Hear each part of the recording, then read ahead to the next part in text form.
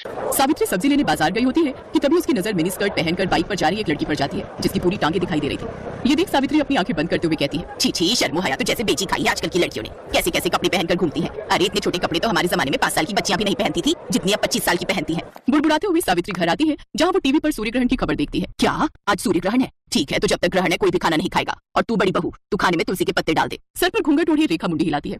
कुछ देर बाद सूर्य ग्रहण लग जाता है। तभी रेखा का पति ऑफिस से थका हारा घर आता है और फ्रिज में से ब्रेड जैम लगाकर खाने लगता है।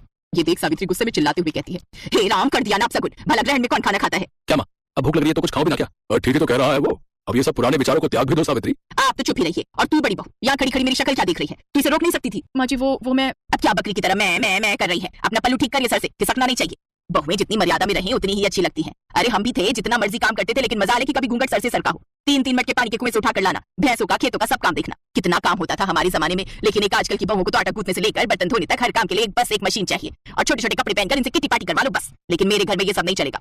मेरे घर में बहुएं हमेशा घूंघट में और साड़ी में ही रहेंगी, इसलिए ध्यान रहे आगे से ये पल्ला खिसके ना तेरे सर से। ची माँ जी, ध्यान रखूंगी। ये है सावित्री देवी, जिसे मॉडर्न कपड़ों वाली लड़कियां बिल्कुल भी पसंद नहीं थी। सावित्री के 2 बेटे थे। बड़े बेटे की शादी हो चुकी थी। बड़ी बहू रेखा बिल्कुल अपनी सास के कहे पर चलती थी, लेकिन फिर भी सावित्री उससे कभी खुश नहीं रहती थी। वो उसके किसी न किसी काम में कमी निकाल ही देती थी। एक रोज जब रेखा अपने कमरे में दिन में आराम कर रही थी तो सावित्री अचानक से उसके कमरे में आती है। तब रेखा करवट बदल रही होती है जिससे उसकी कमर टिक जाती है। ये देख सावित्री जोर से चिल्लाती है, छी छी छी छी छी छी, बस इसी बात का डर था मुझे। सारी शर्मो हया बेच